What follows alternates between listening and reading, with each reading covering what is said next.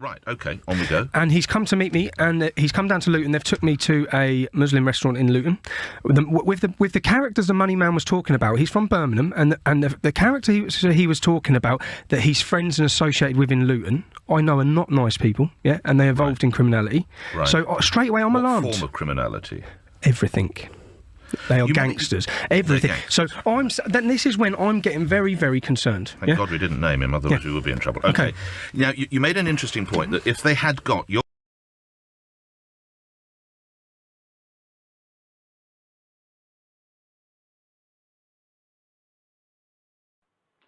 Hi, my name's Graham Thompson.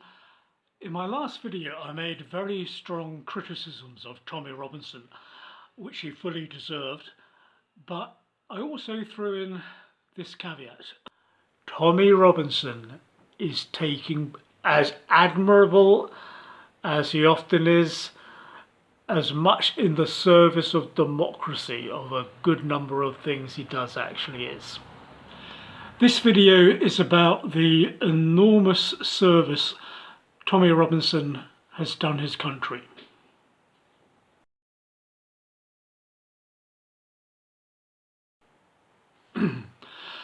The first clip I played at the start was Nick Ferrari interviewing Tommy Robinson on LBC in 2015 about a charlatan Muslim Tory parliamentary candidate for Dudley North, Afzal Amin.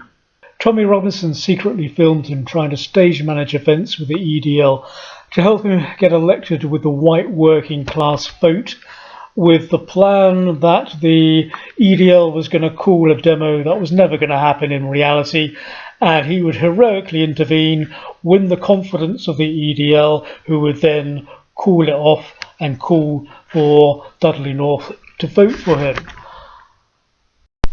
After the Mail on Sunday dug further into Afzal Amin's past, this is what they found.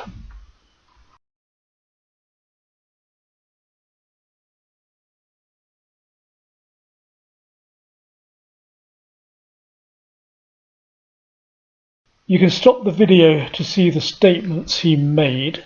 His response, but Amin says his words were doctored to include the extremist views. He flat out denied ever meeting with Tommy Robinson till he became aware of the secret filming. Given he's clearly a congenital liar, I find his claim that someone doctored his words to make him look extreme to be somewhat less than credible. I have no doubt he's a covert jihadi operative.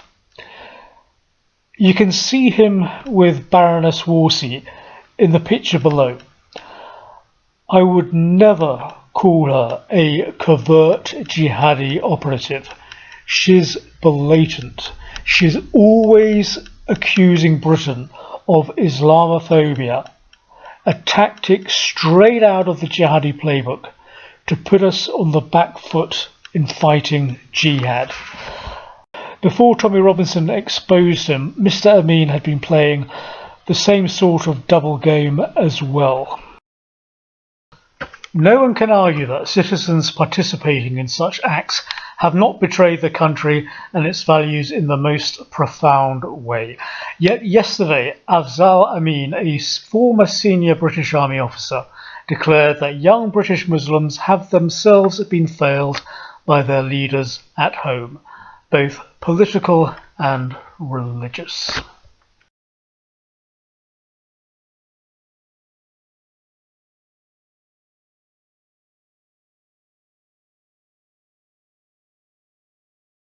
And when I say I don't feel comfortable, I felt like a bit of a grass, you know, in my circle. That's how I felt. But at the same time, I had to weigh everything up. He's sitting in that meeting, and his money man saying, "You're looking at the next prime minister of this country. Yeah, you're looking at the future prime minister." It's all on record. It's all recorded. All right.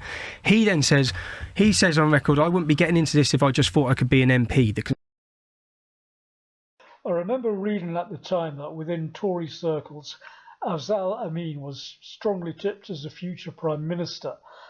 Had he got into Parliament and began his journey to number 10, I wonder if any of these five gentlemen would have spotted he was, in all likelihood, a covert jihadi operative. Not judging by this. We're going to move on. We've got Abdullah waiting for us in Bristol. Evening, Abdullah. What's your question for the panel here? Evening, Emily. Evening, gentlemen. I'm the Imam of a mosque and I see firsthand the everyday impact of Islamophobic rhetoric on my community. Do the candidates agree that words have consequences?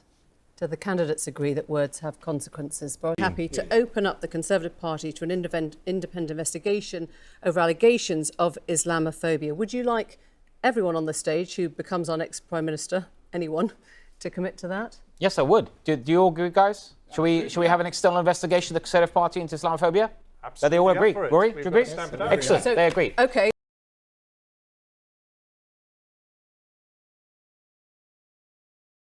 Anyone who doesn't delude themselves would have known this guy was a jihadi the moment they laid eyes on him. This is what jihadis look like.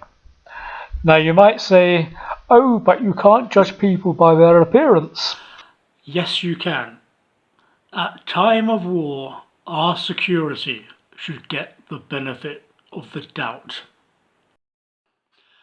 What he said confirmed that he's a jihadist. When there's a jihadi war being waged against us, it's not up to us to show Muslims we mean them no harm. It's up to Muslims to show us they mean us no harm. And if a Muslim claims otherwise, you know straight away he's the enemy. And warrior, a few hours after his appearance, after members of the public did the due diligence the BBC did not, it turns out he's an anti-Semite, as all Islamists are.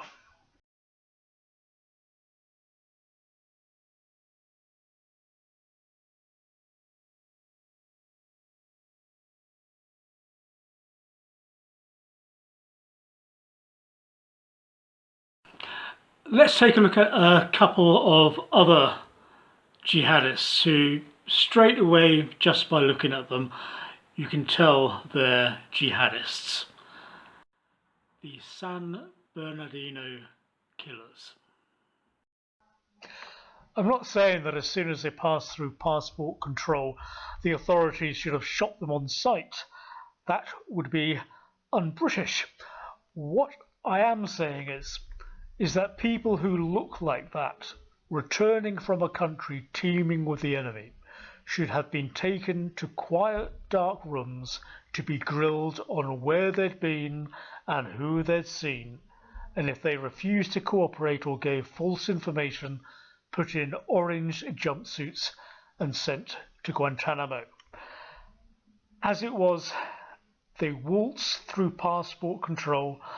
The neighbours were too afraid to report suspicious activity at their home in case they were called Islamophobic, and they murdered 14 kuffar. That's how you lose a war. But profiling doesn't always work. Your average patriotic voter would look at a pucker chap like Mr. Amin here, like what they see, like even better his army background, and have no qualm about voting for him. Thank God Tommy Robinson exposed him.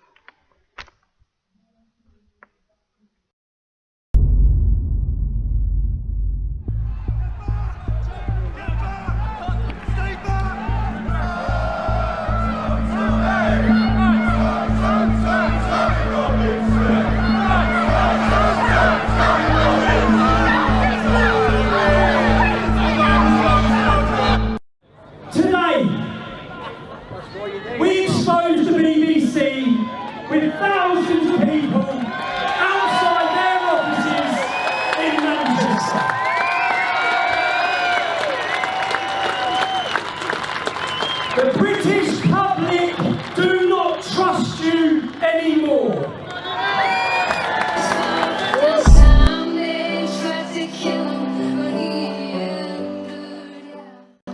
This was phenomenal.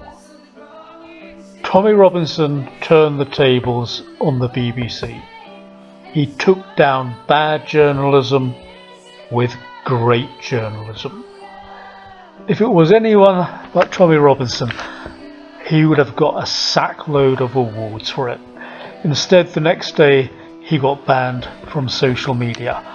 Oiks need to know their place. I'd always had a high regard for John Sweeney, but as Stanley Baldwin once said, "Power without responsibility, the prerogative of the harlot throughout the ages." He had no idea what he was dealing with. Now, you're Panorama, you're John Sweeney. So let me play the next clip. I think doing a kind of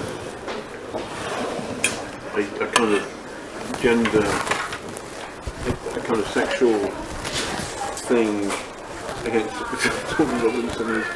The person I was talking to though was worried about whether she would be identified. Now clearly that tape is now in your hands, so it would seem that she's working. John, you said you would clip footage to make. No, you said you would. I didn't say Do you have any idea what implications?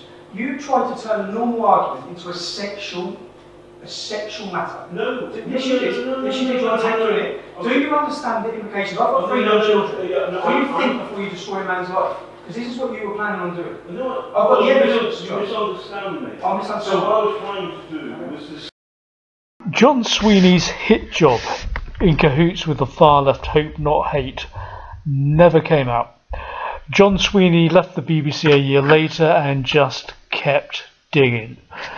He released a thoroughly scurrilous video of his own on YouTube, maliciously editing footage to falsely claim Tommy Robinson addressed a meeting of Hitler admirers. Listen, I was wrong to call you a complete cunt the other day. You're a Nazi cunt. That's who you are.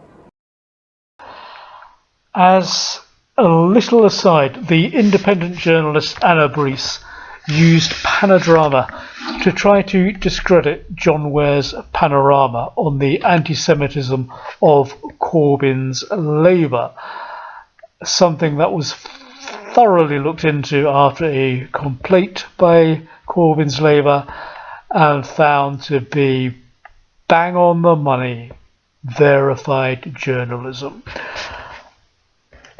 I'd once seen Anna Brees put a love heart by a comment, "Tommy Robinson is a Zionist shill," so not hard to see her motive for exploiting Panodrama to try to discredit a slam dunk piece on Corbyn anti-Semitism. These lovies think they're morally superior and the rules that apply to everyone else don't apply to them. But Tommy Robinson showed them that they do. What a great service to his country by Tommy Robinson, exposing the rampantly corrupt nature of BBC journalism that is a very threat to our democracy.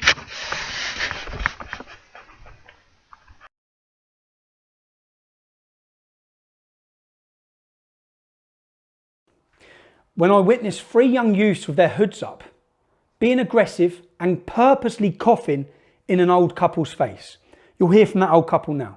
Him with this gentleman and his wife. Yes. Can you just tell them? Yeah, because first of all, we're walking down there, and they then purposely coughed in your direction. Yeah. How close though? Close. I saw him with it. He put his hood up. Yeah, and then we called out to them to say that is absolutely ridiculous. You can't do that. That's just not on. Oh, mate. And they then there was a certain amount of abuse after that. And then you got out the car to challenge them, and they actually upped the aggression, and then got really bad. You know what? Fuck it.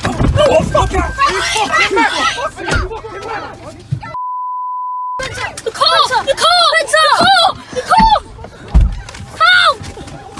Help! Stop the fucking car! Stop, son! Stop! Go! I got him! I'll stab them up. Now this lady and her daughter have rang your officers. You haven't turned up. They're going to kill them, right? This is a gang who have been caught with a gun, caught with knives already, yeah? You've let them back out on bail. I know it's not you, officer, but it's like you're waiting until they kill someone. And we've turned up, and all the families come out saying they sell heroin, they sell this. They're destroying this area. Your local area, mate. Everyone it's here took knows, this to get a response half like this. These people are local. Half these people live on this estate. We'll go now. You've got my number. Yes. What I'm saying is, if you let a Gambian illegal immigrant out with a blade, yeah, already on a charge to beat up an old woman, you let him back out onto this estate to terrorise more people, you'll have 1,000 men here. Now, I don't want to. So, if you ring me tomorrow, I'll meet you tomorrow. The three males, they're going to be charged with an assault on you, and also a criminal damage to your car. Yep. They are also being charged with other assaults involving other people, but I wanted to let you know the ones regarding yourself. Okay, what about the old lady in that?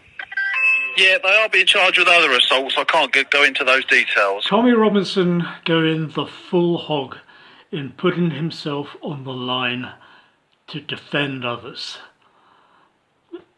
It speaks for him. That footage speaks for itself. Let's take a look, though, at the following for media comparison. It's quite hard because he's such a... I'm really sorry. I didn't expect... he was such a beautiful young man.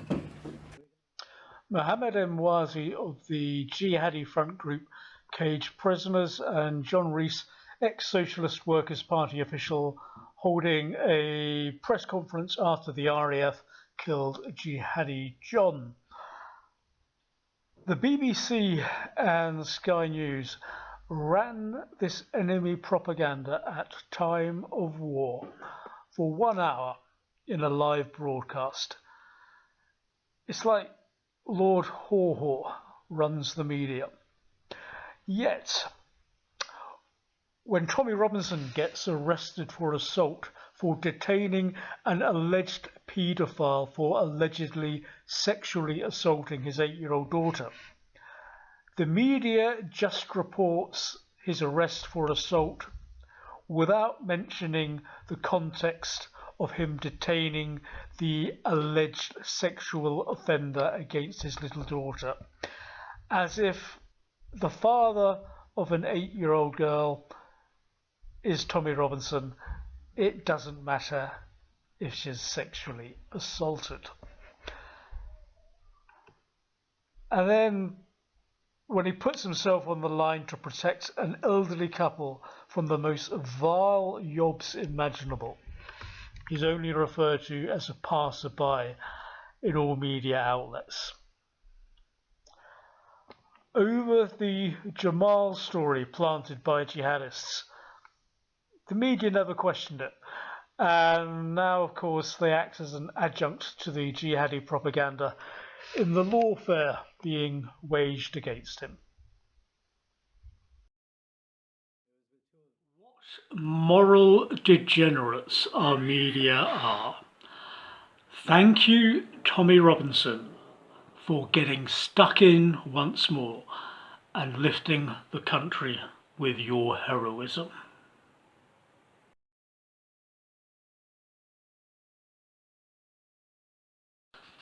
The Jamal story was a well-orchestrated front opened up in the jihadist propaganda war against our nation.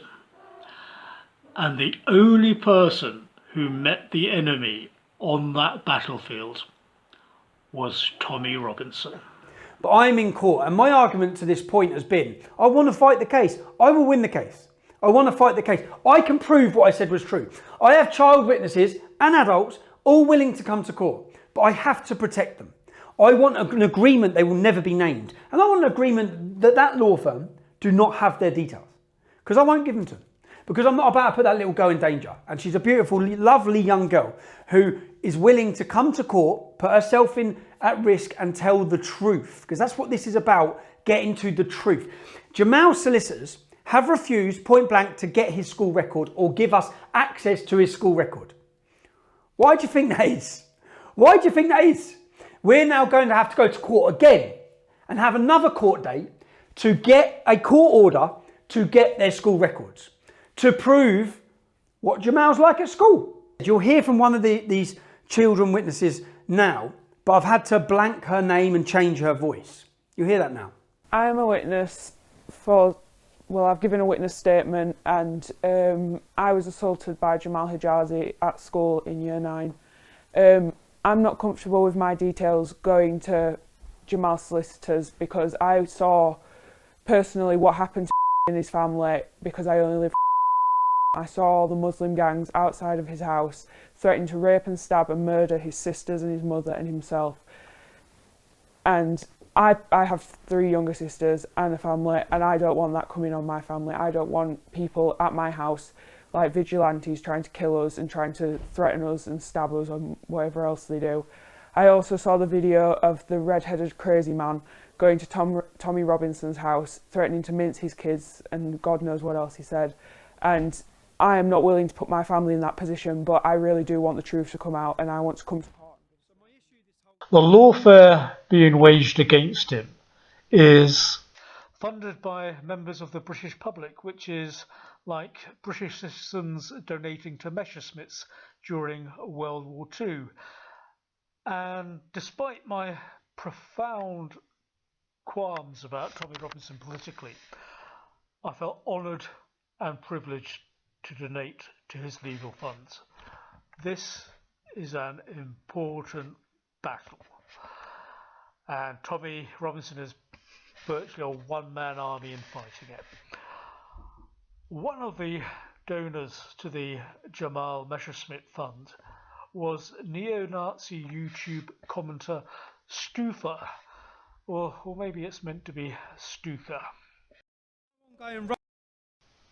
The Jamal case was crowdfunded by British people. I gave £50 to see the dirty little Zionist get sued. Shame it hasn't happened yet, but going to be real funny to see that dirty little Israeli sympathising way lose his money. I wonder how many other Mark Collett supporting Nazis donated to Jihad against Britain. It could have been quite a few from what I've seen. More on that later. His Jamal case is another act of service on the home front of our nation's war against Jihad.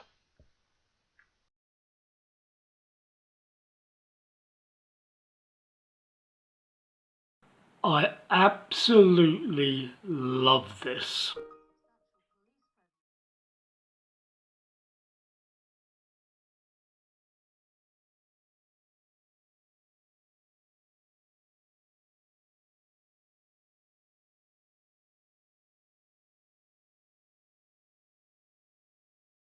Tommy Robinson saw the enemy marching on the streets of Luton at time of war and charged over and took their flag.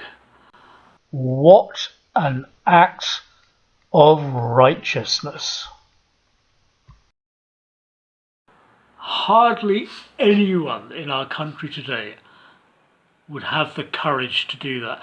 A complete wimp like myself would have stood there watching, thinking about what to do, thinking about what to do, and thinking about what to do, till the time to do something had passed.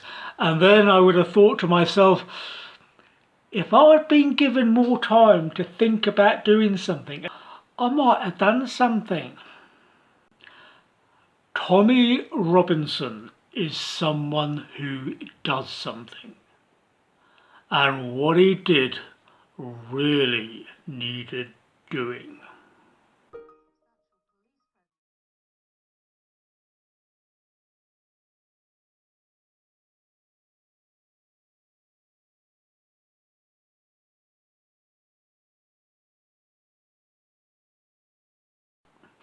One thing I'll say about Mark Collett, he does a great impersonation of a human being, but sometimes his mask slips and we see him for who he really is. Mark Collett on Tommy Robinson's Jamal case. If I made a stupid comment about a schoolboy that wasn't based in any fact because I wanted to get my name in the press, and that was costing my supporters and the people who have goodwill towards me tens and tens of thousands of pounds, because that's where the donations are going, do you know what I'd be doing? I'd be apologising to those good people whose money I had wasted. I wouldn't be skipping down the street, munching on a donut, giggling about it like an immature child who thinks it's all a bit of banter. What a traitor to his country at time of war. What unites jihadists and Nazis is their hatred of the Jews, and Mark Collett aided and abetted jihadi propaganda at time of war because Tommy Robinson does not hate the Jews. But Tommy doesn't want to talk about mass immigration because he loves telling us about how he's got so many mates from ethnic minorities and they're just as English as us. You obviously seem to be somebody who has your heart definitely in the right place. You said the 14 words, I'd shake hands with you, I'd have a pint with you. You're very amenable to the things we say. You seem to understand the issue with Zionism. You seem to understand the issue with a certain Middle Eastern tribe. Nazis are anti-British. They stand against everything that Britain stands for. They will never forgive Britain for standing alone against Hitler and bringing about his downfall. As much as they wrap themselves in the Union Jack, the only flag they bear allegiance to is the swastika. There is no Jew-hating enemy of the United Kingdom that they will not betray their country for at time of war. Mark Collett belongs in an orange jumpsuit with the watch list jihadis in our country and Trotskyites like John Rees who aid and abet them as well. Tommy Robinson was in the chat of this live stream a few days ago. I looked at it yesterday, but when I came back today, he deleted all of his comments. Fortunately, though, the comment that I wish to comment upon, I had copied and pasted in the comment section. Something big is going to happen in Bolton as soon as this lockdown is over. Let's see where Mark Colgate is, then let's see if he comes out in support, shall we? Or will he sit behind his screen mocking? That comment vindicates all of the criticisms I've been making of him. The invite is a challenge, but who on earth invites a Nazi leader on the extreme end of the far-right spectrum to an event? Only someone who is on the far-right spectrum themselves, like Tommy Robinson. Between Tommy Robinson and Mark Collett on that spectrum is the leader of Britain First, Paul Golding, who both men admire.